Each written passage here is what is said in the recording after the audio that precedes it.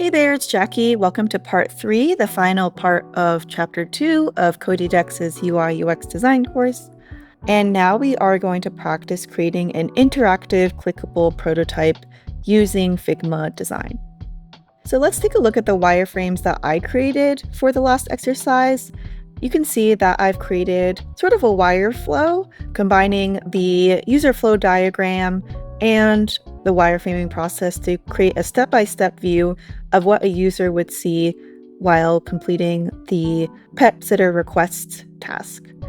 And so you can see that I've even showed you the state for what it looks like for someone to type in a username and password. Now they see the dashboard. When they request a pet sitter or walker, they can go to these different forms. They differ in the fact that they have different inputs for the date and time. The pet sitter form has a start and end date and time. The walker just has a single date and time. You can kind of see that I have a view for what it looks like for these inputs to be filled. And then finally, a confirmation screen, which allows you to go to the dashboard and see your upcoming pet sitting or pet walking request. And remember, it's okay if your designs look very different. It's good, in fact, because there's no single correct answer in the UI UX design process. One thing I will note about my designs here is I've also continued making these different components to help with the wireframing process. So I have created a button and text input in the last exercise, but I also have created a drop-down input, these cards that appear on the dashboard that show your previous and upcoming pet sitting requests, these buttons that show your pet, the species of the pet as well as the name, and whether or not it is selected. And I've created these pet sitting and pet walking request buttons that will go on the dashboard. And I've used these components in my design, especially in places where I am showing what these buttons and inputs look like when they're filled and selected. Now I want to show you how to create an interactive clickable prototype with wireframes like this. So you'll notice on the right-hand panel, you have the Design tab, and you also have the Prototype tab. Let's click that. And the first thing you want to do is set the device for our prototype. So we are creating a mobile app, so I'm going to click iPhone 17 because that is the size of our dimensions that we created these frames. So that is going to set our prototype to the size of an iPhone 17. And the next step we want to do is create the start of our flow. So what we can do is pick the frame that is going to be the start of our flow and click on Flow Starting Point. And it's going to label it automatically as Flow 1, and I'm going to say Pet Sitting Request Flow. And that's going to rename it here. What we can do is also press this play button, which will preview it directly in our design editor. So here we have our screen in the size of our iPhone, and we can see our sign-in screen. We're clicking around, it's not doing anything, and that's because we need to set up the interactivity. So I'm going to close out this preview and show you how to create interactivity that moves you from one screen to another. So let's take a look at our first two screens. We have our blank sign-in screen. We also have our filled-in version. What we want to do for this prototype is just simulate the idea of filling out this form. So what I can do is group these two text inputs together, and I'll show you why this is important in a second. Great, so now they're in one group, and what we can do is select that group.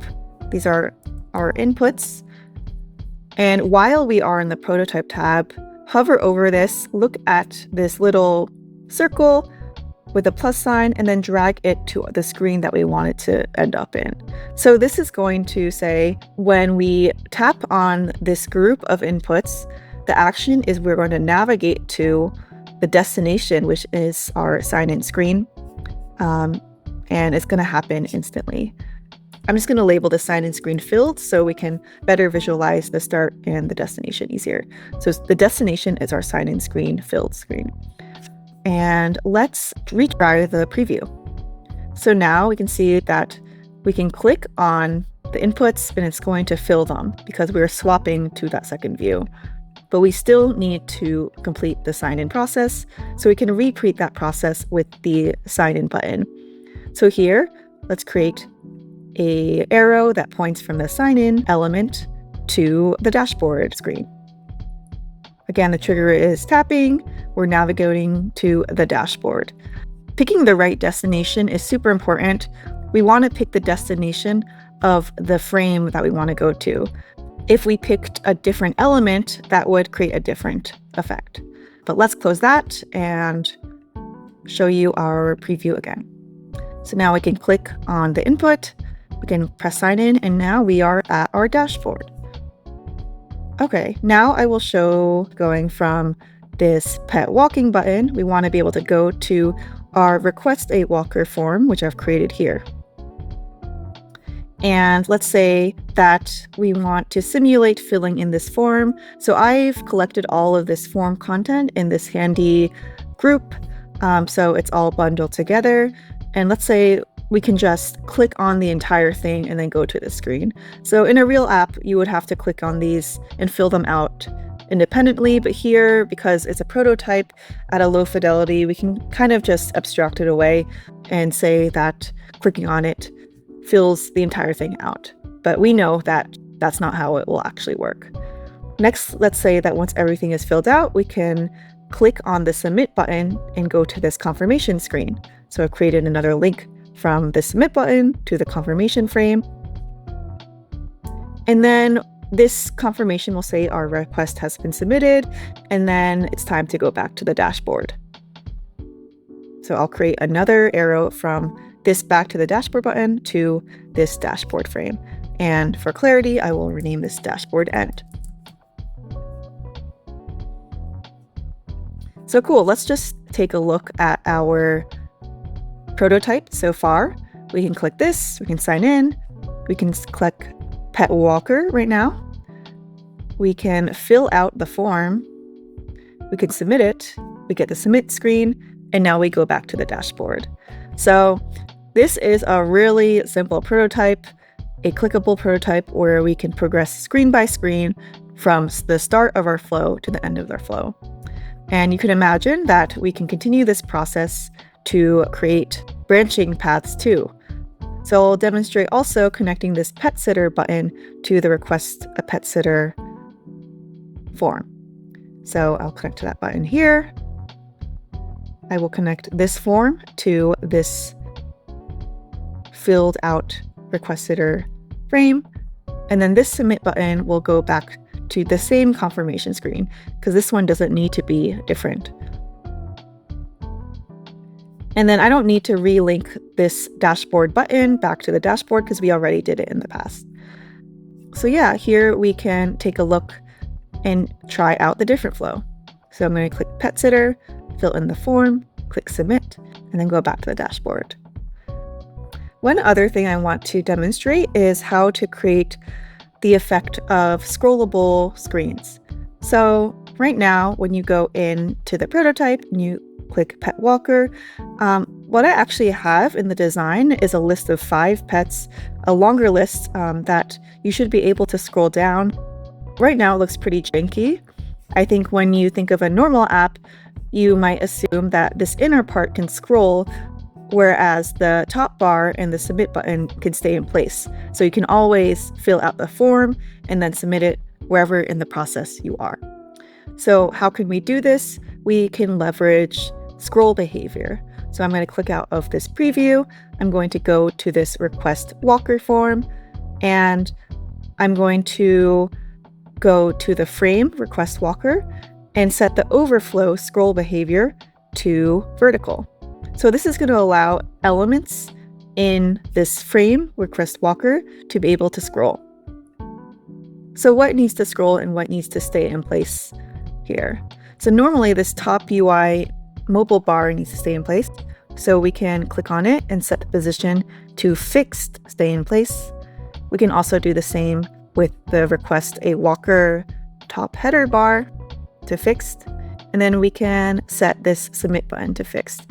And just a note, I've created these sort of containing rectangles for both the top header and bottom header, so they can sort of act as overlays on top of the scrolling content.